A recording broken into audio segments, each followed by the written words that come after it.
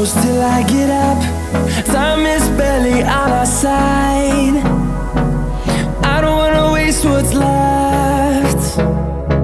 The storms we chase are leading us, and love is all we'll ever trust.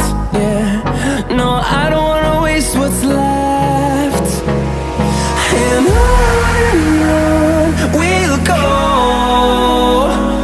through the wastelands, through the highways, till my shadow turns to sun rays. And on we'll go, through the wastelands, through the highways, and on we'll go.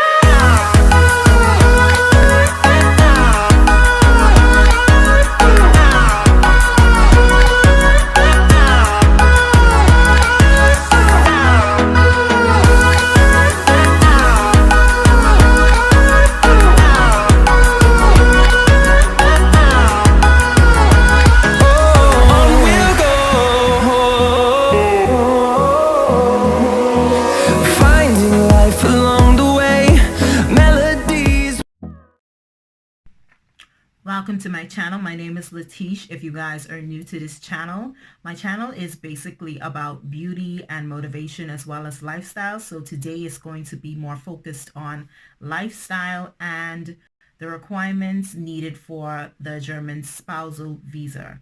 Now, I could not find any videos on YouTube or the internet or much information to assist me when it came to applying for my visa. So I decided to make this video for persons that speak English, because the other videos were in languages that I could not understand, or they were recorded by persons that I could not understand even though they spoke English. So I hope that this video can assist you, and I will try to be as clear as possible. So if you see me looking down, it's because I have made a lot of notes, and I'm going to be reading from the notes because I want to stay on point. I do not want this video to be super long. So let's get into this video. Now, for the German visa, and this is for persons that are outside of the European Union, you're going to have to apply within your country. You cannot apply for your German visa within Germany. I know. Only persons that are attached to the German or the European Union can apply within Germany for their visa.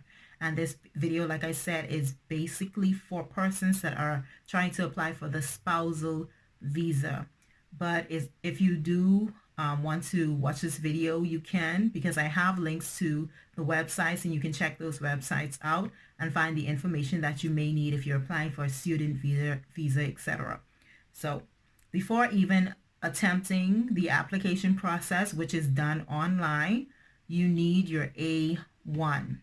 The A1 is the German language certification, and you have to do that in a course, and the course takes about 2 months to complete. When you're done completing that and you've received your certificate, I think it took about 2 to 3 weeks to receive this certification. Once you receive that certification, then you can start the application process. So that is step 1. Make sure that you can, find a school that offers it, as well as where the immigration and the German embassy will accept that school. So make sure you don't just take a course by some flyby school that's not acknowledged. Because there's no courses or no German lessons, language lessons in the Bahamas, I had to take my German lessons in Germany, and that took me about 2 months to complete. Now, in the Bahamas, if you're coming from the Bahamas, I do apologize, but the consulate there does not do anything except certify documents. He only certifies birth certificates, marriage certificates, so on and so forth. He cannot assist you with the application process. He does not, he isn't connected with the other consulate offices to actually take the application from you and do the processing. You have to do all of that yourself, and all of that is done online. So For myself in the Bahamas, we had two choices. You could either fly to Miami for your appointment, or you can fly to Jamaica. Of course, Miami was closer and less expensive, so I opt for Miami. Now, before you book your tickets and anything, I'm also going to post a little some information inside the description box below about hotels that are nearby, because I did not know where hotels were. So when I was there, I was just writing down all the hotels that are in the nearest vicinity that you can actually walk to instead of taking a taxi or the bus or train. So I'll also have some of, those hotels listed down below in the description box, so you can also check the description box for that. And I hope that it assists you. Now, for the application process, it's done online, and make sure that you have everything in duplicates. The application, you can type it online. It is Adobe friendly. You can type it online, and when you're done with the application, print 2 copies. For every document listed on that application, please, please, please, I cannot stress this as much. Make sure that you have duplicates.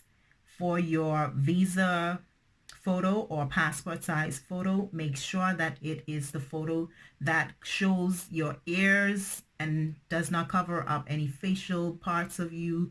Your neck is shown. Make sure your hair is pulled back if you have to pull your hair back.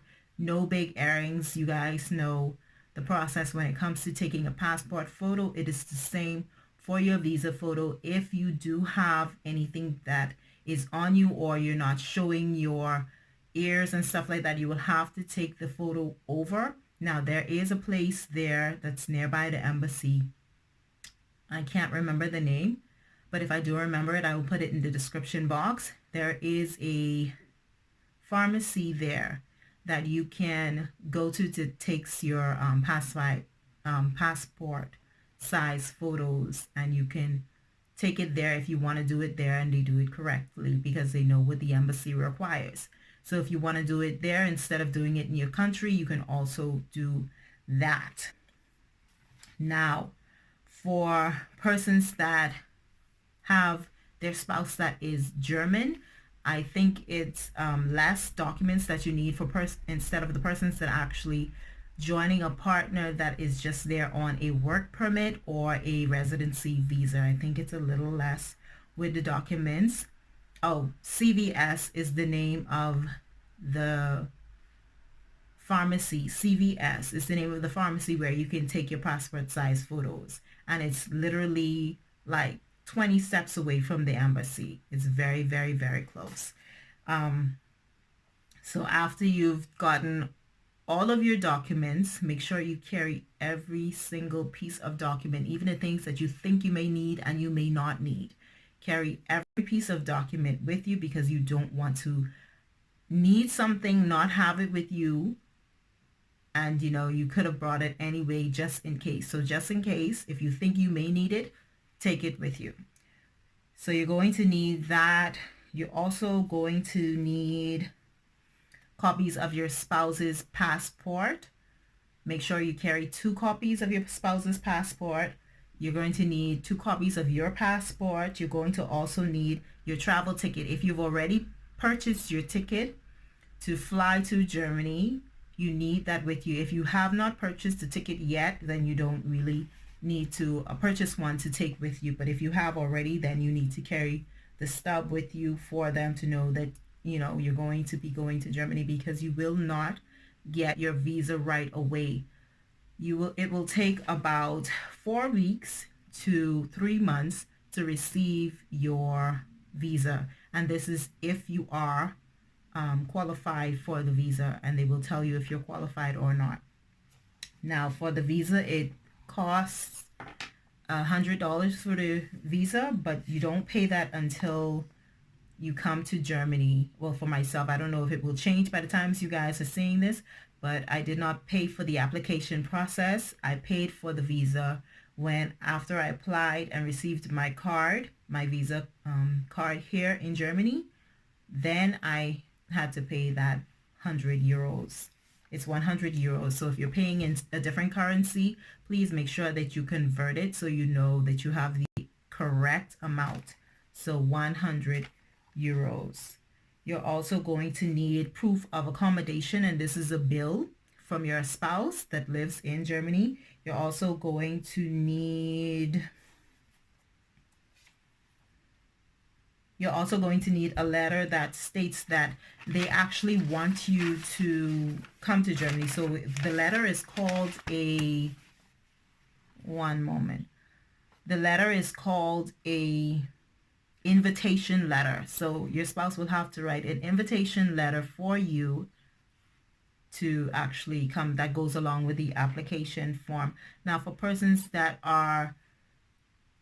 spouses are not German, then you may need the residency permit or the EU blue card. It's called the EU blue card, European Union blue card. I think that's what it's called. You're also going to need, if you are already married, you're going to need your marriage certificate. Make sure that you have 2 copies of your marriage certificate. If you're not married as yet and you're going to marry in Germany, then you're going to need the slip that you get from your registrar general that's saying that you're processed to be married. So you're going to need that slip to say that, you know, you're going to be married to this person. And then if you marry in another country, you may need other documents. But also, like I said before, check my description box below and I will have the links there. Click on those links and make sure that you read over every little detail inside, you know, the information that we'll be giving on the website. Also, after your application and everything is completed, make sure you have everything, because it will have a list, and what's neat about it is it has a checkbox on the side of all the things that's required. So once you've gotten your passport, the marriage certificate copied, once you've copied them, just give it a little check so you know, okay, that's done, and etc. Make sure that you do not leave out any information. I can't stress this enough. Don't leave out any information, guys. Now, after you're done with filling out the application and printing off all of your documents, then you can sign the application, because there's a certification below where you have to certify the document and give it your signature. When you're done with that, there is another link that you're going to have to go to on the website.